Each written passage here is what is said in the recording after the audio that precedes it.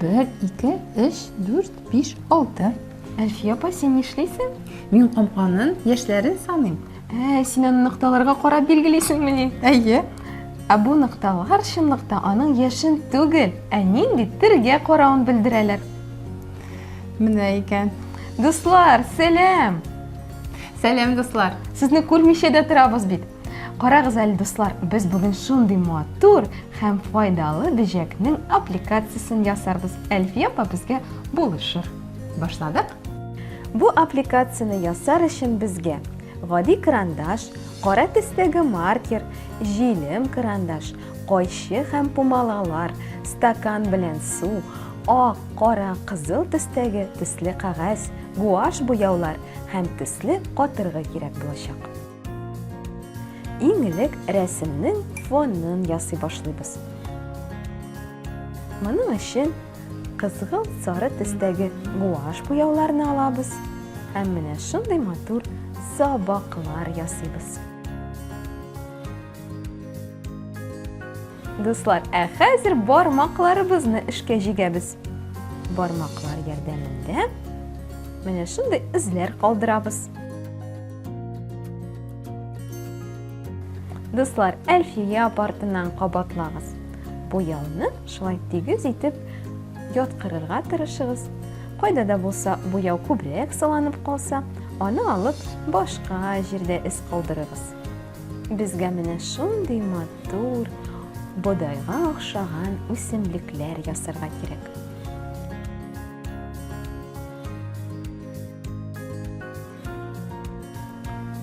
Эш сабакны да шулай бармак эзләребез белән әйләндереп чыгабыз.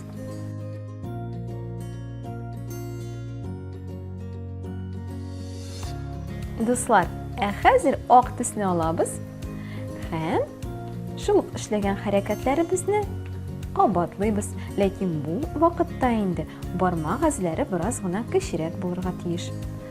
Сары эзләр эченә ак төстәге эзләрне сыйдырырга тырышыгыз.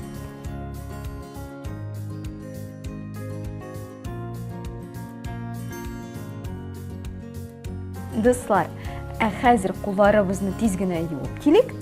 Шул арада камка турында матур видео карап китик. Камка бик матур һәм ерактан күренеп тора торган бөҗәк. Аның кечкенә канатлары бар. Алар каты өс канатчыклар белән капланган. Бу бөҗәк үсемлекләрнең сабаклары буйлап тиз-тиз үрмәли һәм ерак араларга оча ала.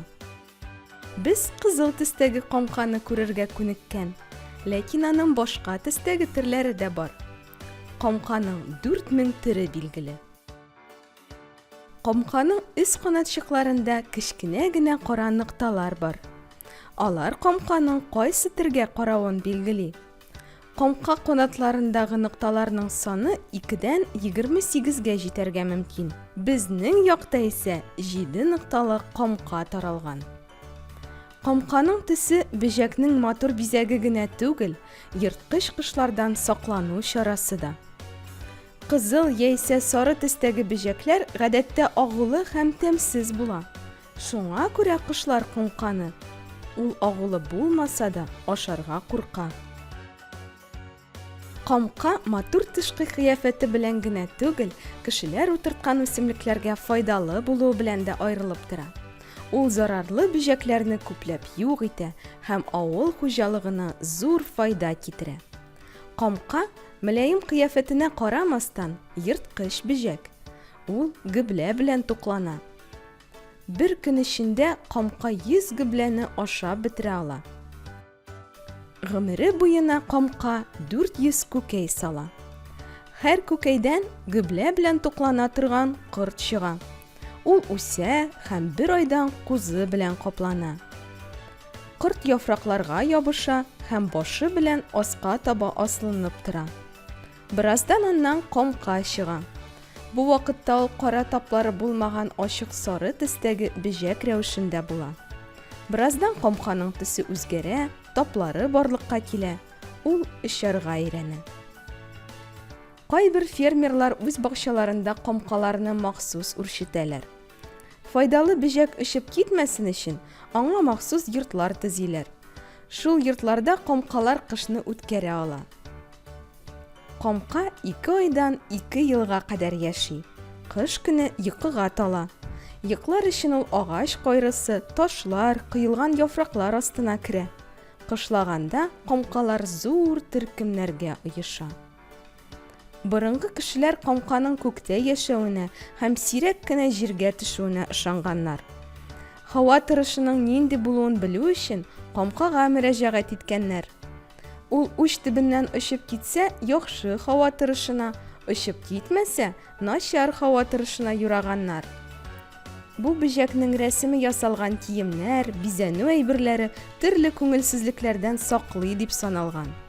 Әле хәзердә комканы куып җибәрергә ярамый, алайса уңыш качарга мөмкин дигән ышану бар.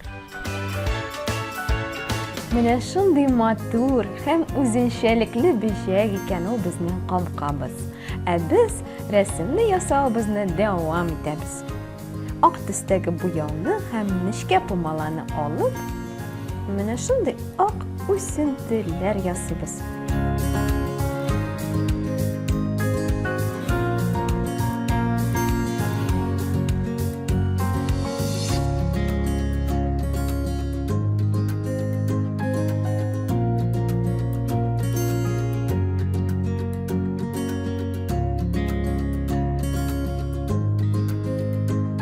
Дуслар, шулай ук менә шундый нечкә помала ярдәмендә кечкенә нокталар да куеп чыгабыз. Ул безнең рәсемебезне тагын да матуррак һәм яктырак итеп күрсәтер. Безнең фоныбыз әзер. Хәзер инде безгә төсле кагазьләрдән күләмле комка ясарга һәм аны рәсем өстенә ябыштырырга кирәк. Дуслар, без төсле кагазның артына менә шундый түгәрәк ясап куйдык. Сез дә кул астыгыздагы теләсә нинди түгәрәк предметны шулай итеп әйләндереп, менә мондый түгәрәк ясап куя аласыз. Хәзер инде без аны кисәбез. Һәм җилем карандаш ярдәмендә фонга ябыштырабыз.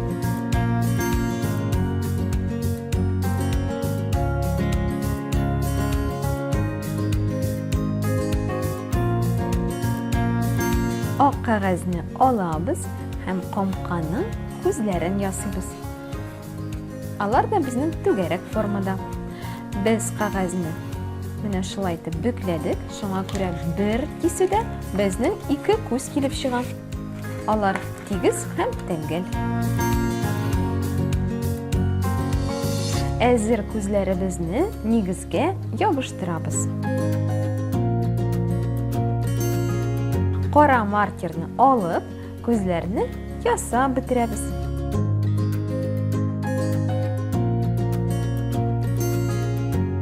Кызыл төстәге төсле кагазны алабыз.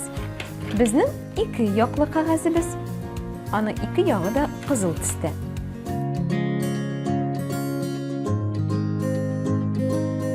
Кызыл кагаздан шулай ук түгәрәкләр кисәбез. Без аларны алдан сызып әзерләп куйдык.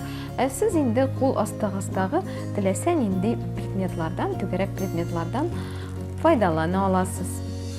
Безнең кара нигез белән кызыл түгәрәкләребез бер зурлыкта булырга тиеш.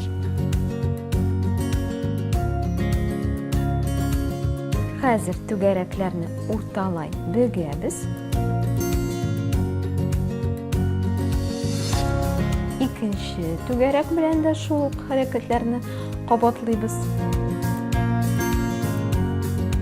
Һәм җилемне түгәрәкнең бары тик бер яртысына гына сылап, аны кара нигез өстенә ябыштырабыз. Безнең бер ягыбыз ябыша, ә икенче ягыбыз ябышмыйча кала. Буш калган өлешенә икенче кызыл түгәрәкнең яртысын ябыштырабыз. Ярым түгәрәкләр арасында менә шундый буш урын калдырабыз. Хәзер кара маркерны алабыз һәм комканың тәнендәге кара тапларны ясыйбыз.